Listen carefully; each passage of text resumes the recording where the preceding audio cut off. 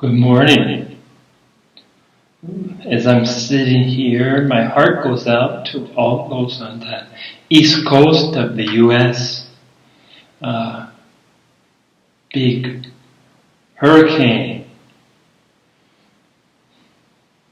South Carolina, parts of North Carolina, but particularly South Carolina, flooding. Best wishes, best thoughts to all of you. Be careful. And then also, as we speak, a super large, even bigger, maybe twice as big as the hurricane that's hitting the east coast of the U.S., is a typhoon, super typhoon, that's hitting the Philippines. Went to the south of Taiwan and will continue on over the Philippines to China. And since beginning yesterday evening, we sort of felt the residual effects here. The breeze picked up most of the night. We had precipitation. It rained most of the night. But as we sit here talking, Taiwan has escaped typhoons so far this year. Now, as a matter of habit, I got a great app called Windy that allows me to track the progress in this area of the world. Progress in the sense of what's coming. So I keep my eye open for typhoons.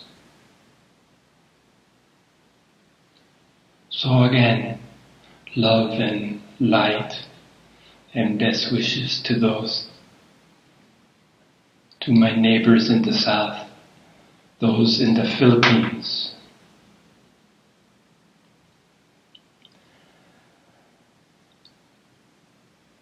Today, I wanted to talk about cosmic dust, stardust, and the influence, the residual effects of these two things. Carl Sagan famously said,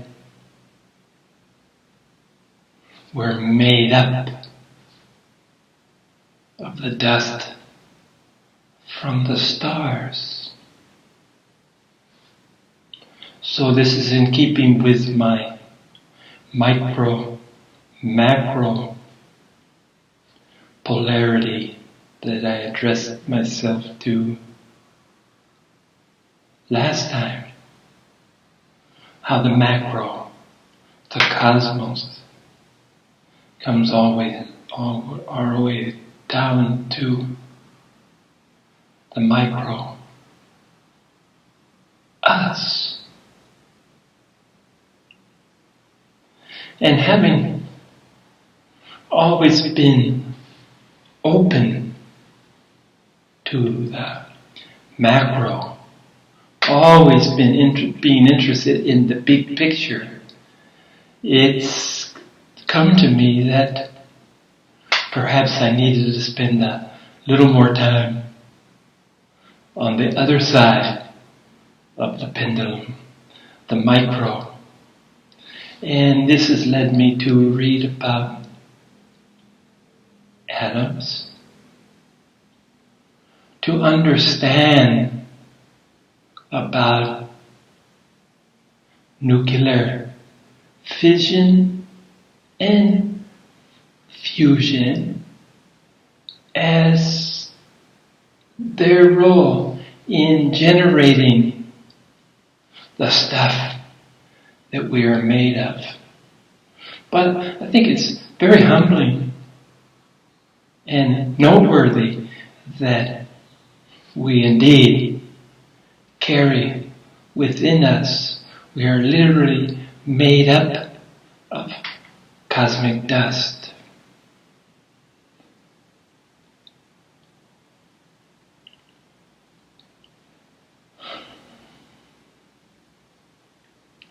And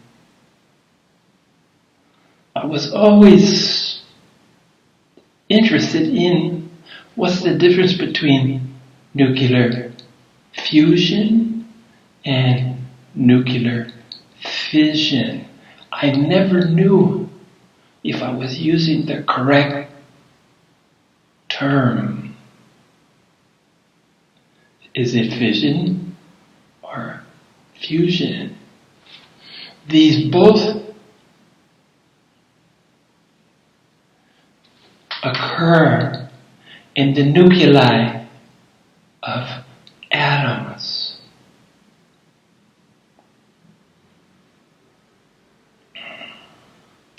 And the most prevalent, the most common atoms in our universe are hydrogen atoms.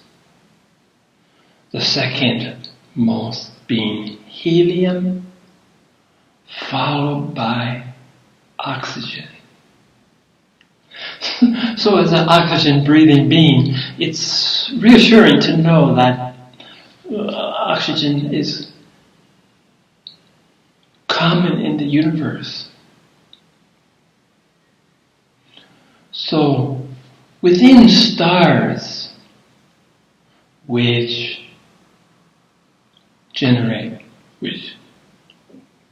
create the stardust, compared to the cosmic dust that is mostly left over from the Big Bang. And trust me when I say that the cosmos is a dusty, dusty place. No shortage of dust, which carries within it the seeds of life, the heavier elements that are necessary, particularly carbon, as we are all, life as we know it is carbon-based. The necessity of carbon. Comets seem to have seeded our planet with the elements necessary for the beginning and the evolution of light.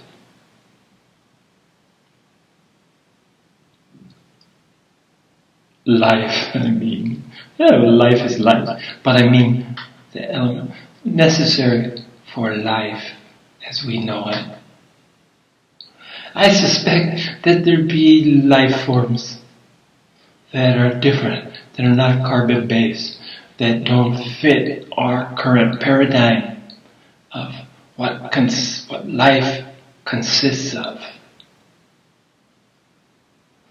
I'm pretty sure that in our experience, one day we will find a different paradigm for the necessary elements of life.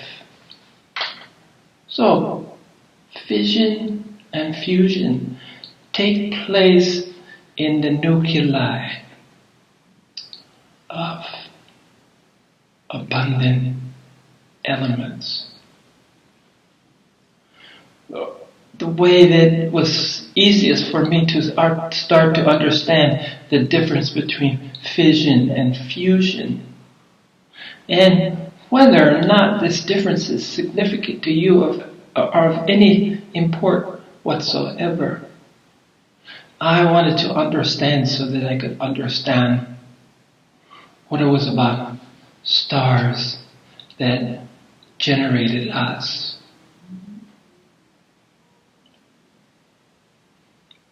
So, nuclear. And I was, we're not talking about nuclear weapons, and it really, it was kind of a disconnect for me, because nuclear means that the energy that's necessary for these weapons occur within the nuclei of atoms, elements. Now, what we call the atom bomb was an example of fission. It's where a larger, unstable nuclei, heavier, bigger, divided down, split to smaller nuclei, to a smaller element from a more complex on the periodic table, which last year was revised, by the way, to contain 118 elements in the periodic table, 4 being added in 2017. The last dozen or so in the periodic table are all man-made, by the way. Anyway, the periodic table, when I looked, 112, there was a big difference, a big gap from the periodic table that I remember from my high school and university chemistry classes. It too is in the process of expanding. So a heavier element, perhaps plutonium, would, the nuclei being somewhat unstable, would split, forming 2 smaller nuclei, hence from different elements. This is fission from 1 to 2. And fuse, if you fuse something, you put it together. So it made sense to me that fusion would be the opposite process. When one molecule, hydrogen, the most common element, would fuse with another hydrogen atom, creating helium, number 2 on the periodic table. So, number 1, hydrogen, the first element, would bind together, creating 1. And this is fusion. In both processes, 2 to 1, 1 to 2, tremendous energy is released. And this is what we've harnessed into, first, the atomic bomb, which is an example of nuclear fission, to the hydrogen bomb, which is example of nuclear fusion. Well, in the stars is nuclear fission. I'm sorry, nuclear fusion going on continually. Our own star, our sun, about 4.5 billion years old, won't be running out of nitrogen anytime soon. Apparently, they estimate 5 billion more years of our sun, our star, keeps doing what it does.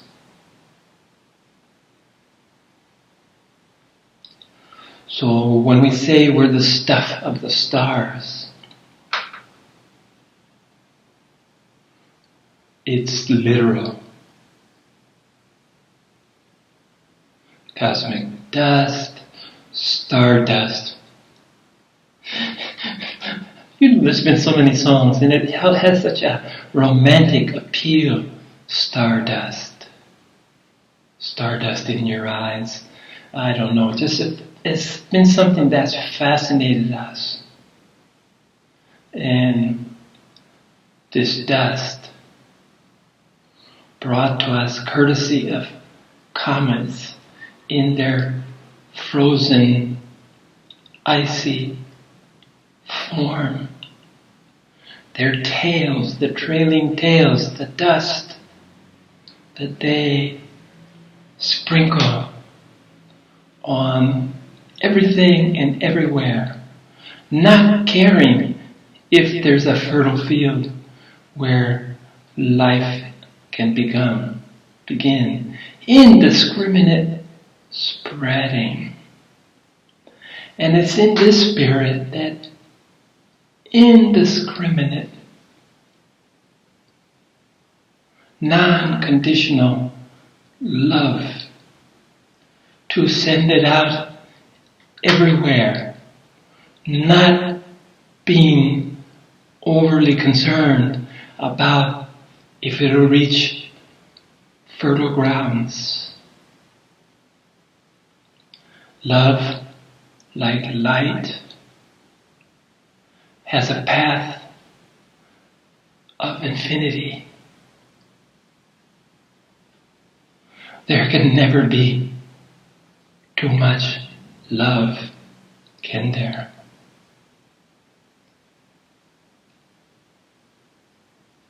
So, stardust, from whence we came.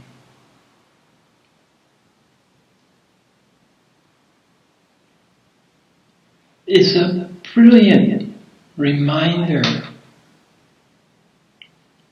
of the immensity of what we are. It's not trivial. It took an unbelievable sequential happenstance of events that led to, on a personal level, me sitting here talking to you this morning. As I enjoy the cooling winds that are close encounter, the rains that are close encounter with the super typhoon destined to the south of us. I sit before you humbled when I consider the simplicity of the magnitude of events. Simplicity in the sense that it could be no other way. When something is as it is, that's simplicity itself.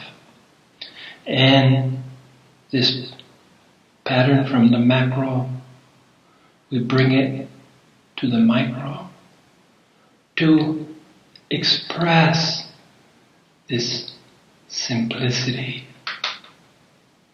this magnificent simplicity of who and what we are.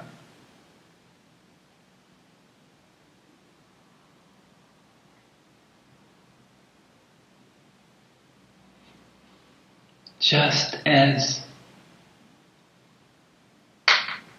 the universe waits for what's next so that it can respond, accommodate, prosper, grow, so too must we patiently await what the universe will bring our way. I really smiled about something that Eckhart Tolle said. There's been 3 Buddhas in my life, and they're all cats.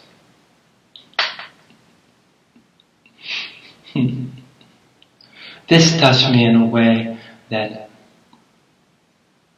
everything else that I've read from him, my exposure to him, hasn't really resonated.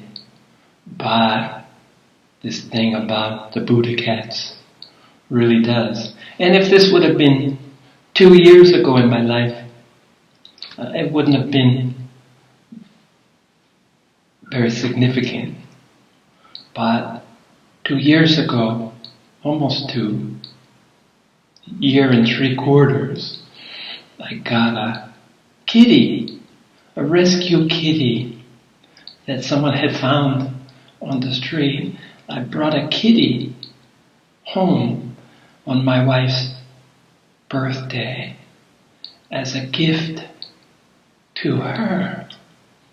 And ironically, or maybe as it should be, this gift has been equally important to me. I was always a dog person, but the reality of my life, living in an apartment, I don't want to subject a dog to this unnatural habitat. I've been here for 4 years and I enjoy the view, but part of me yearns to be both feet on the ground. So as this apartment serves me well, we'll see if this too will change. So, kitty, being always a dog person, as I said, and really is a little bit spooked out by cats, honestly. My mom was a cat lady. She used to do rescue work, go to the parks, and they would trap the kitties and take them to the vets, and these beautiful vets volunteered to fix them because rapid reproduction was causing problems. So they would neuter them and return. My mom would pick them up and return them to exactly the place that they came from, and then go back on a regular basis to feed them. A cat lady. And ironically, she died, among other things, as a result of her cat biting her, broke the tooth off on her bone. And because my mom the pain, the infection didn't really register with her. By the time she did something, it was too late. But I have to add that her own body wasn't able to fight this infection. If the kitty didn't kill her, pneumonia or something else surely would. Her time was up. But I have to admit that this was on my mind, that, I kind of held them responsible, that she might have had more time without the kitty tooth in her bone and the infection there from. But I guess I've become a cat man. I love this cat. And I daily consider getting another one and adding. Just not sure how the chemistry. But our cat has made me laugh every day. Now, what's the value of that? Unestimable.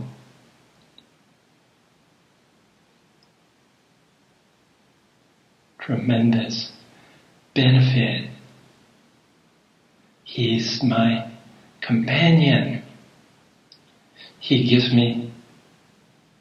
centers me. And he does live as a Buddha. Sit and wait, sleep, enjoy his food.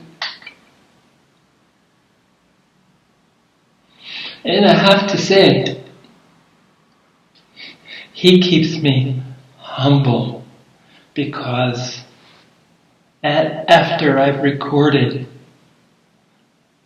many of these teachings, as I've finished these sharings, I'm into cleaning his cat box because I want it to be clean, and so does he.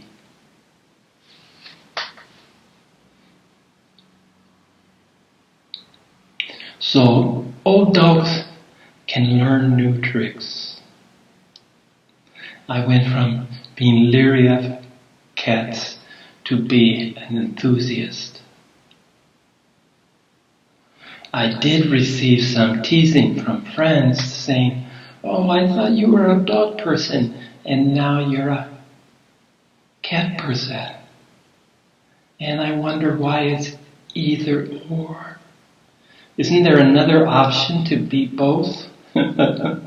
So I'm still a dog person, and I still hope to have a proper place to keep a dog or dogs while I continue my newfound respect and love for cats.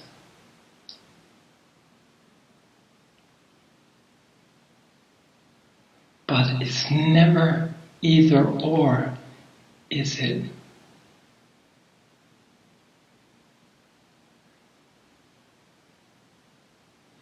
It's acceptance of both with the understanding that there are never any opposites.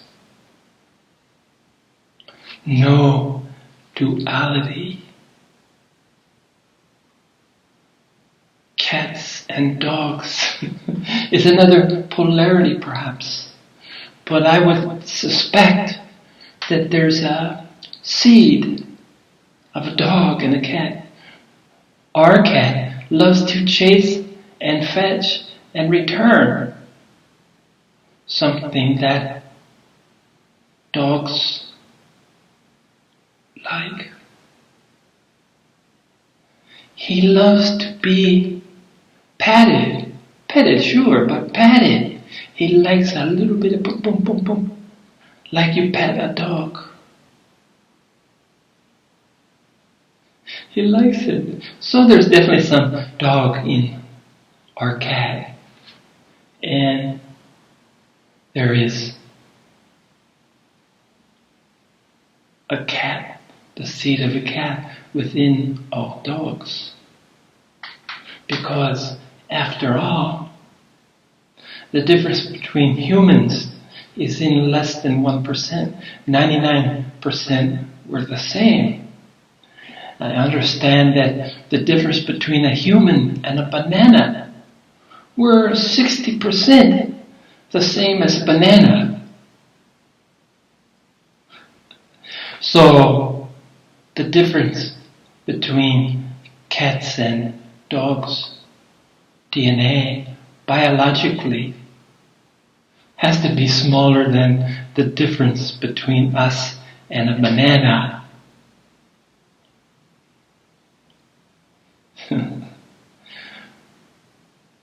So again,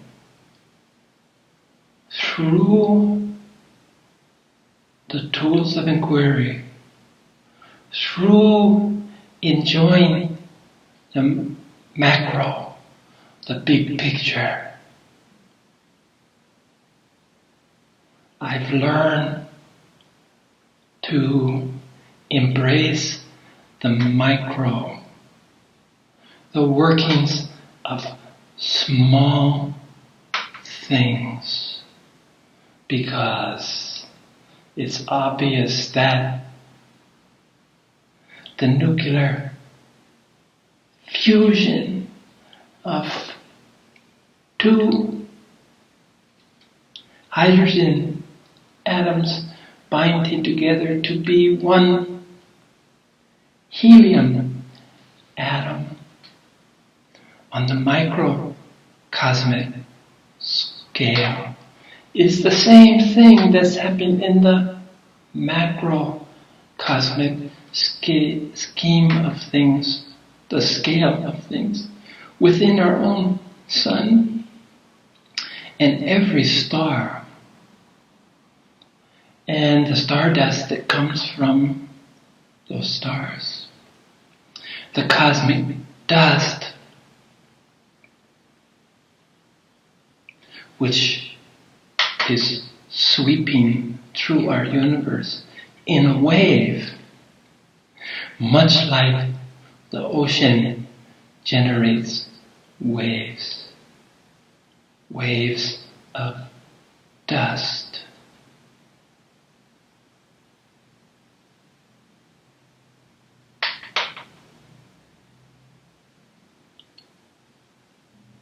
I've enjoyed so much entertaining the micro world that perhaps I can become a little more of a micro-managed person. Maybe I can pay attention to details. I can accumulate details more than I've been prone to in the past. But like all things that constitute change, personal change, I'm not holding my breath that this will be a rapid change.